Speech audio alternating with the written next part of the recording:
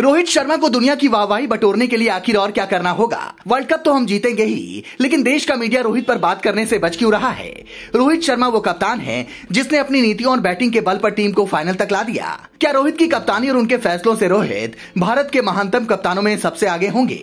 भारतीय क्रिकेटर कप्तान रोहित गुरुनाथ शर्मा। रोहित एक ऐसे क्रिकेटर हैं जिन्हें वह चर्चा तारीफ नहीं मिलती जिसके वे हकदार हैं। वे लंबे समय से भारतीय टीम का महत्वपूर्ण हिस्सा है, लेकिन टेस्ट टीम में उनकी जगह बहुत देर से बनी।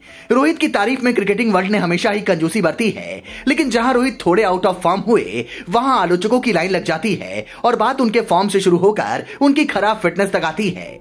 यानी रोहित की आलोचना करते हुए आलोचक गैर जरूरी बातों तक भी पहुंच जाते हैं।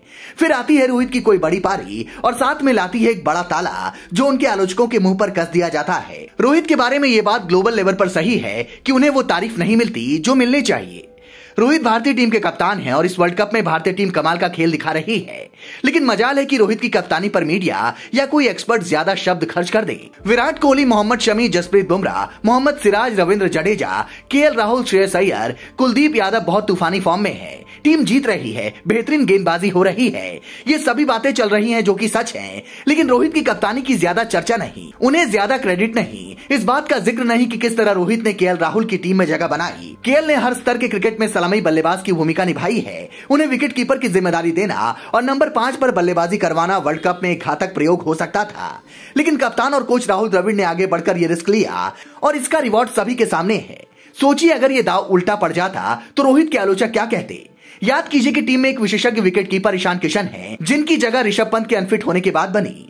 वर्ल्ड कप के पहले 2 मैचों में जब ईशान को प्लेइंग 11 में लिया गया तो रोहित ने उन्हें बतौर बल्लेबाज टीम में शामिल किया, न कि विकेट कीपर बल्लेबाज। ऐसा इसलिए कि टीम का संतुलन बना रहे और केएल आगे तक खेल पाए।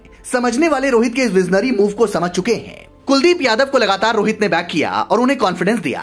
रोहित कुलदीप को बहुत स्मार्टली यूज करते हैं। जहां गेंद घूमता नहीं वहां वे कुलदीप को जडेजा के बाद गेंदबाजी पर लाते हैं, जिससे बल्लेबाज कुलदीप पर हावी ना हो सके। चिन्नास्वामी, वानखेड़े, अहमदाबाद में हम ये देख चुके हैं। रोहित ने ऐसा इसलिए किया क्योंकि अगर गेंद स्पिन नहीं हो रही है तो पहले जडेजा को बॉलिंग पर लाने से बल्लेबाज इसका ठीक ठाक अंदाजा ना लगा सके। जडेजा आर्म बॉल करते हैं और फिंगर से स्पिन करवाते हैं जो सीम से पकड़कर इधर उधर घूमती है। इससे विरोधी बल्लेबाज विकेट पर स्पिन है या नहीं इसका ठीक अंदाजा नहीं लगा सकते। इस स्थिति में जब कुलदीप बॉलिंग के लिए आते हैं तो बैट्समैन उन्हें पिक नहीं कर पाते। अगर बल्लेबाज को यह अंदाजा हो जाए कि पिच में कुलदीप के लिए कोई मदद नहीं है तो वह इस चाइनामैन को लगातार लंबे शॉट मारेगा, जैसा कि हमने नीदरलैंड के खिलाफ मैच में कुछ देर देखा। पाकिस्तान के खिलाफ मैच में कुलदीप ने जिस स्ट्रेटेजी से सऊद शकील और इफ्तिकार अहमद को आउट किया वह रोहित के इसी प्लान से होकर गुजरा। नतीजा यह रहा कि पाकिस्तान की पारी ताश के पत्तों की तरह रह गई।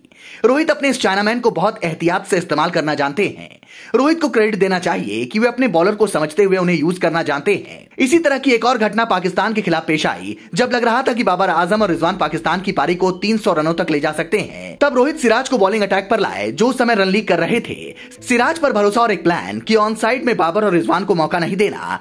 सिराज का पेश वेरिएशन और बाबर का महत्वाकांक्षी होना एक साथ हुआ और बाबर बोल्ड हुए। रोहित का प्लान काम कर रहा था। ये कुछ ऐसी बातें हैं जिनका क्रेडिट कप्तान को नहीं दिया जाता और रोहित को तो बिल्कुल भी नहीं। लेकिन क्रिकेट की बारीकियां समझने वाले ये जानते हैं कि रोहित के दिमाग में ऑन द फील्ड ब्रेनस्टॉर्मिंग चलती रहती है। रोहित ने चलते टूर्नामेंट में सिराज का कॉन्फिडेंस बढ़ाया और नतीजा यह है कि सिराज अपनी लय में लौट चुके हैं। ऑन फील्ड रोहित बुमराह का बहुत ख्याल रखते हैं। इस ख्याल रखने का मतलब है कि बुमराह ने इंजरी से वापसी की है तो उन्हें लंबे स्पेल नहीं करवाते। बुमराह बॉलिंग में अपनी बैक इस्तेमाल करते हैं, इसलिए उन्हें बाउंड्री पर कम ही फील्ड करवाया जाता है। अक्सर आपको तेज गेंदबाज फाइन लेग या थर्ड मैन पर फील्ड करते हुए दिखेगा, लेकिन बुमराह को रोहित सिंगल सेविंग फील्ड में लगाते हैं जहां भागदौड़ कम होती है। रोहित की नजर हर बारीक चीज पर है। रोहित बतौर कप्तान इतने चालाक एक दिन में नहीं हुए हैं। वो 5 आईपीएल ट्रॉफी जीत चुके हैं, जिनमें से 4 बार फाइनल में उनके सामने खुद महेंद्र सिंह धोनी खड़े थे।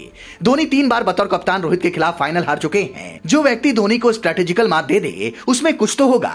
मीडिया इस कप्तान की चर्चा कब करेगा? विदेशी खिलाड़ी भी कहते हैं कि कोहली टीम के स्टार हैं, लेकिन रोहित को बतौर बल्लेबाज और बतौर कप्तान नजरअंदाज नहीं किया जा सकता।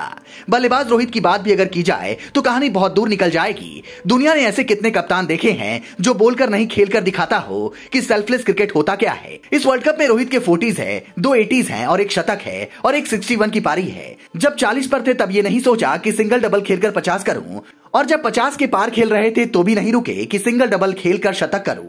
लगातार अपने पेस पर खेलते रहे। रोहित अगर थोड़ा सा भी ये सोच लेते कि मुझे भी 50 और 100 करने हैं तो रोहित जिस फॉर्म में है उसमें उनके भी इस वर्ल्ड कप में कम से कम 5 शतक होते, लेकिन रोहित केवल ये सोच रहे हैं कि मैं टीम के लिए खेलूंगा। उनकी नजर केवल वर्ल्ड कप पर है। भारतीय क्रिकेट में पहले भी ऐसा हो चुका है कि स्टार खिलाड़ियों की चर्चा इतनी हुई कि कुछ खिलाड़ियों को वह क्रेडिट नहीं मिला जिसके वे हकदार थे। मोहिंदर अमरनाथ, दिलीप वेंगसरकर, संदीप पाटिल, राहुल द्रविड़, गौतम गंभीर, युवराज सिंह कुछ ऐसे नाम हैं जिन्हें वो तवज्जो नहीं मिली जो वो डिजर्व करते थे। ये देश और मीडिया व्यक्तिगत उपलब्धियों और व्यक्ति के चकाचौंध में ऐसा उलझती है कि कई बार असल हीरोज की चर्चा नहीं होती। पर्दे के पीछे या शांति में अपना काम करने वालों को मीडिया हीरो नहीं बनाता। रोहित शांति से अपने मिशन पर लगे। विराट अच्छा कर पा रहे हैं, उसमें भी रोहित का योगदान है। ऊपर से रोहित ऐसी तोड़फोड़ वाली बैटिंग करके जाते हैं कि विराट आकर आराम से बगैर रन गति की चिंता किए अपना समय ले पाते हैं। स्टार स्पोर्ट्स वाले तो विराट से नजर हटाएंगे तो ही रोहित दिखाई देंगे।